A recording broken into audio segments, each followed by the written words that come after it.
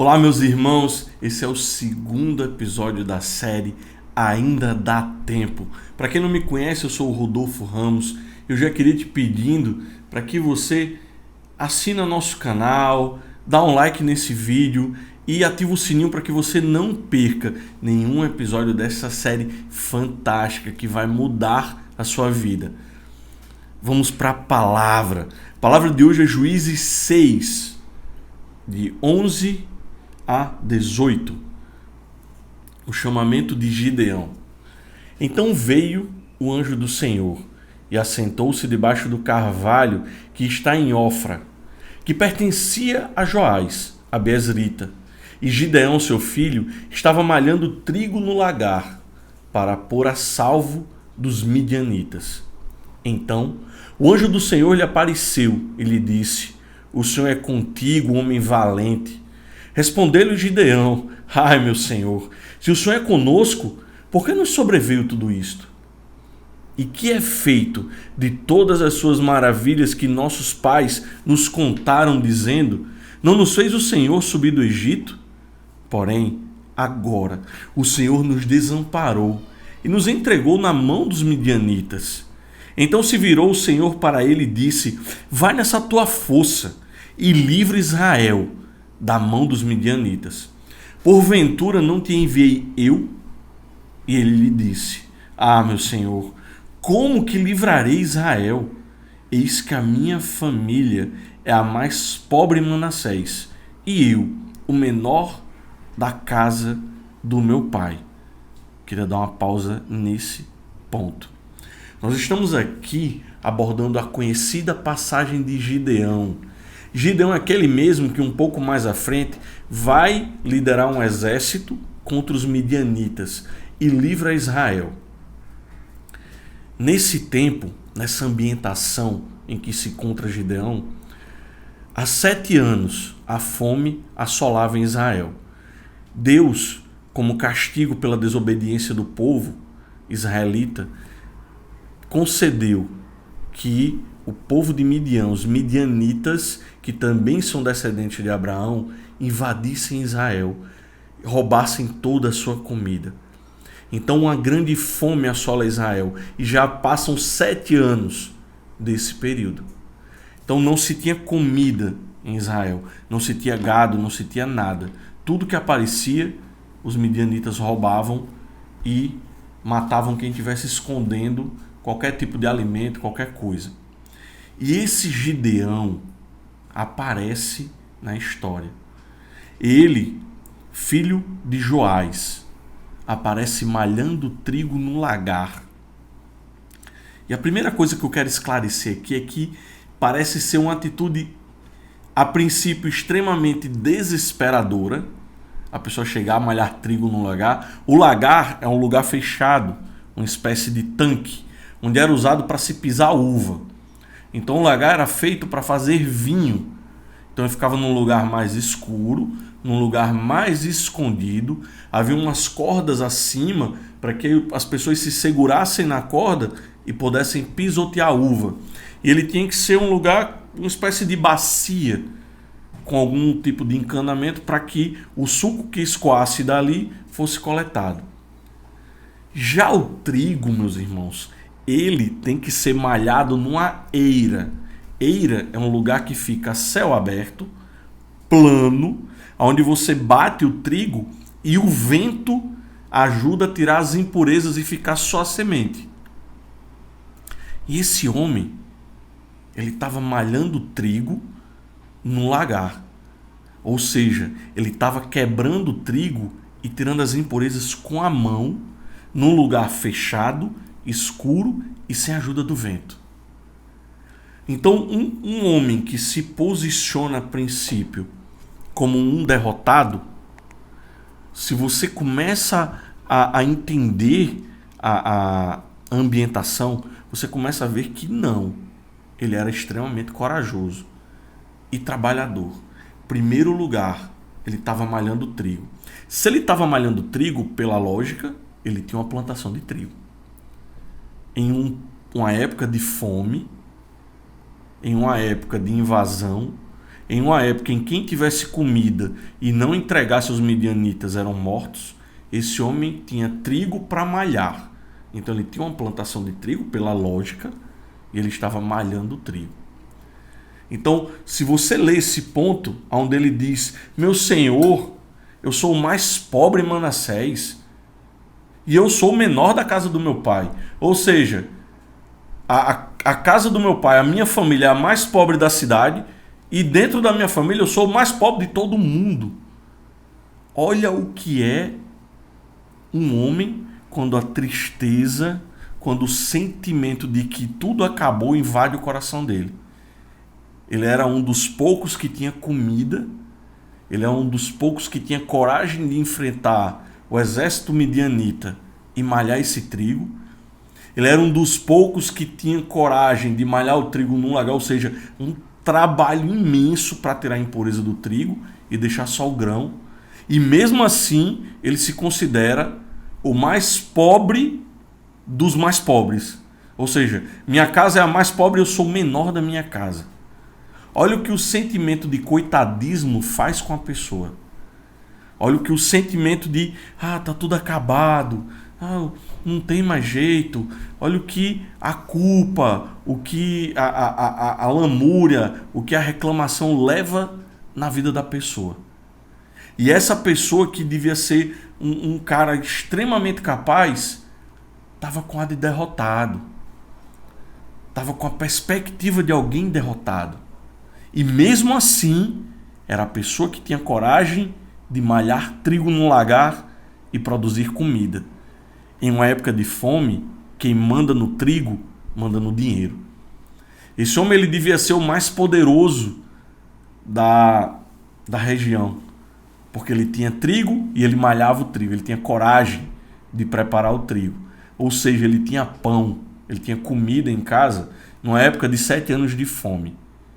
E pela perspectiva dele, ele era o menor dos menores.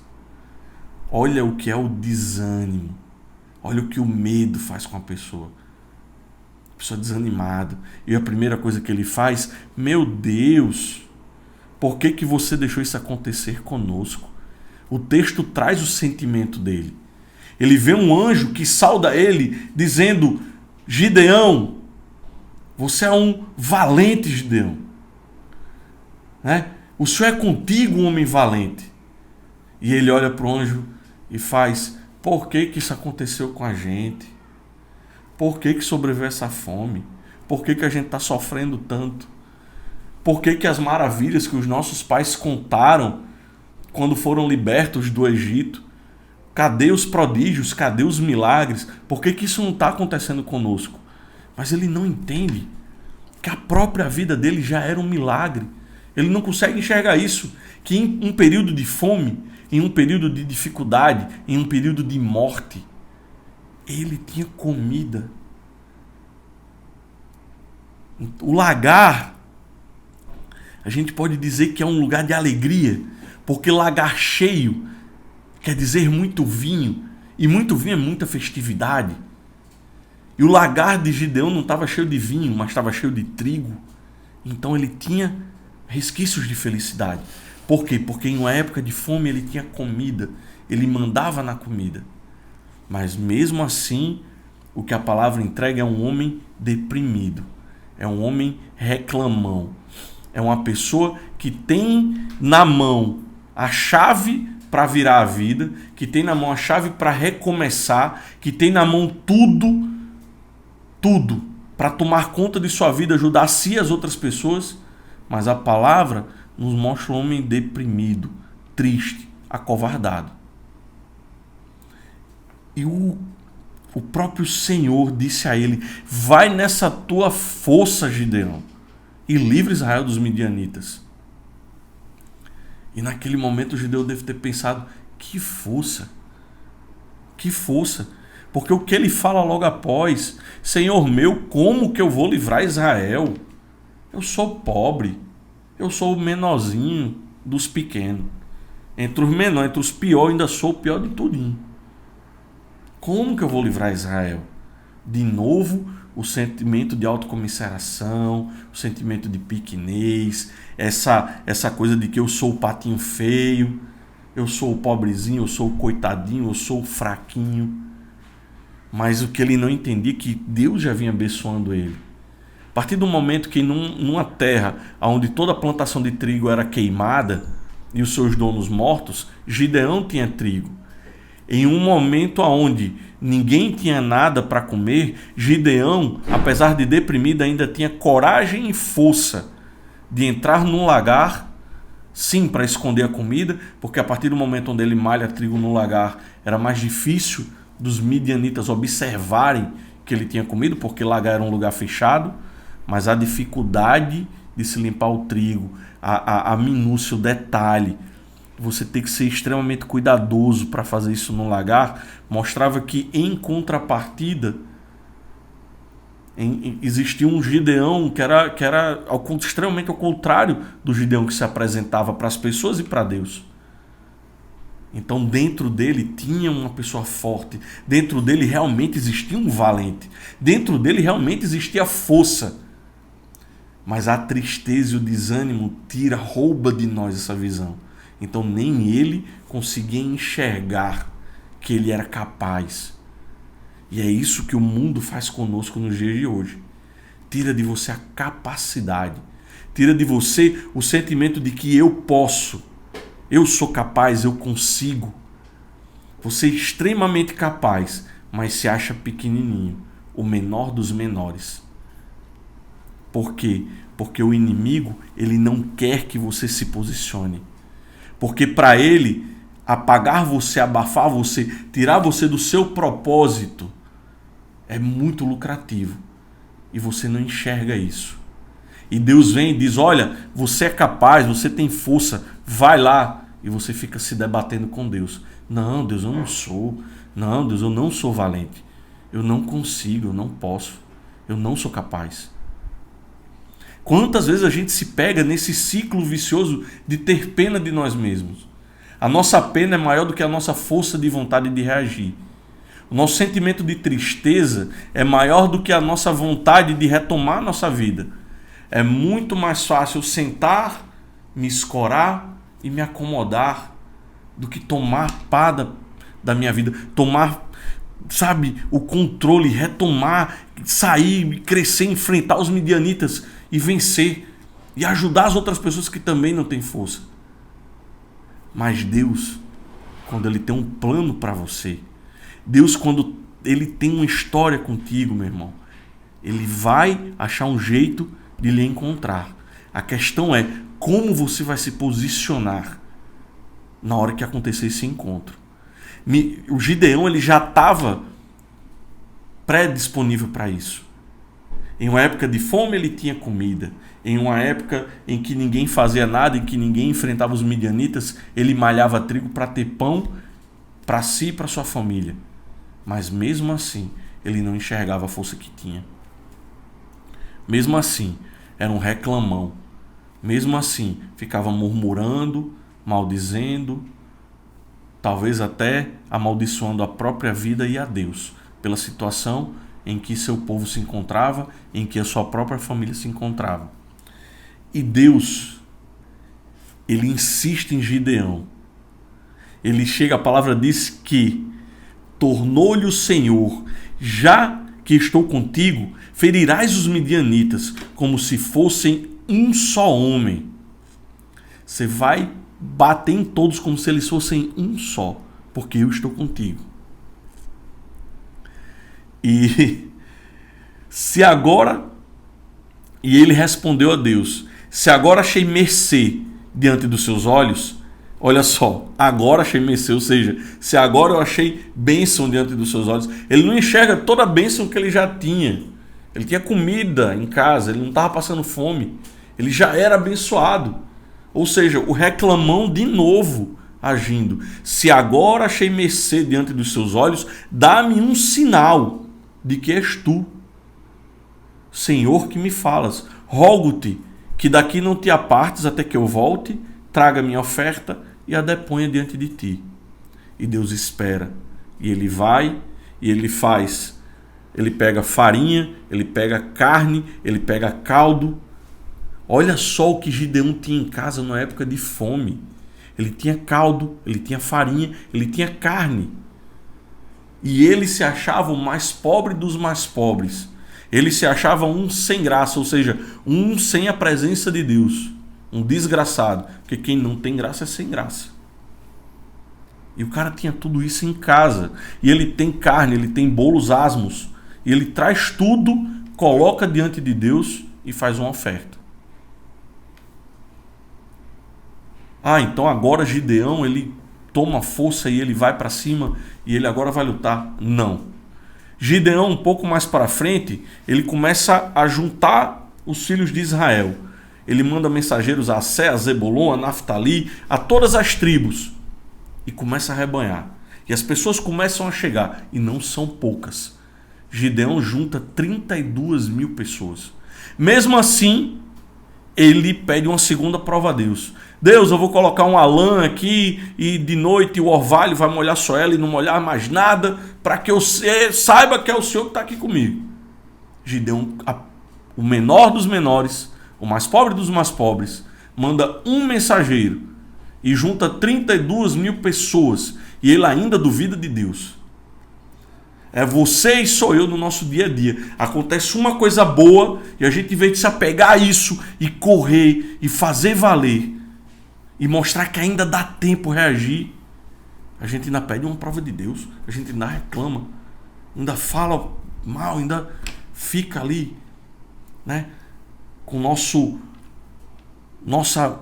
pequenez, com nossa fraqueza, com nossos medos, se deixando parar, se deixando atrasar, se deixando frear, deixando que distrações tirem a gente do caminho do nosso propósito. Mas Gideão, ele tinha um propósito. E Deus, ele mostra a Gideão, quem é comigo, quem está fechado comigo, não tem nada perdido. Dá tempo ainda. 7 anos de fome, mas ainda dá tempo. Você está tristão aí, mas ainda dá tempo. Você se acha o menor dos menores, mas ainda dá tempo. Ainda dá tempo, Gideão. E eu vou te provar aqui, além do que você está me pedindo. Gideão junta 32 mil pessoas. Mas Deus, ele faz não, tem muita gente. Se foi esse tanto de gente, você vai dizer que não foi a minha graça, que foi as pessoas que venceram a guerra. E Deus, ele vai impondo filtros. E Gideão vai dispensando o exército. E quando chega em 300, Deus diz, agora é um bom número. 300 para enfrentar 3.000 é um bom número. Agora vocês vão saber que sou eu que estou com vocês. E aquele Gideão medroso, que com 300 pediu uma prova de Deus, quando ele realmente toma para si a graça, quando ele realmente para de ter medo, quando ele tem intimidade com Deus, ele entende que se eu estou com Deus, a palavra dele me basta. Aquele homem que com 32 mil no arraial ainda pediu uma prova de Deus, agora com 300, ele vai para cima dos midianitas. E ele livra Israel. Aquele malhador de trigo, agora era o grande libertador. E eu volto a dizer, dá tempo de reagir. Ainda dá tempo. Se você tem a disposição mínima de malhar trigo no lagar, dá tempo. Se você tem a capacidade de plantar na época de fome, dá tempo. Dá tempo, meu irmão. Dá para reagir, dá para seguir em frente. Na verdade, Deus nunca abandonou Israel. Deus nunca abandonou Gideão. Ele sempre proveu. Assim como na sua vida, eu creio que ele vem provendo. Ele não abandonou você. Ele está provendo. Ele está esperando que você enxergue a própria força que você tem. Ele está esperando que você tome posse do que ele já deu, já entregou na sua mão. Aquilo que você já tem. E você não consegue enxergar por causa da tristeza, por causa da desilusão, por causa do medo. Deus, ele está só esperando que você reaja, que você enxergue, para mudar sua vida de uma vez. Para que você, como Gideão, em uma luta improvável, saia vencedor. Amém?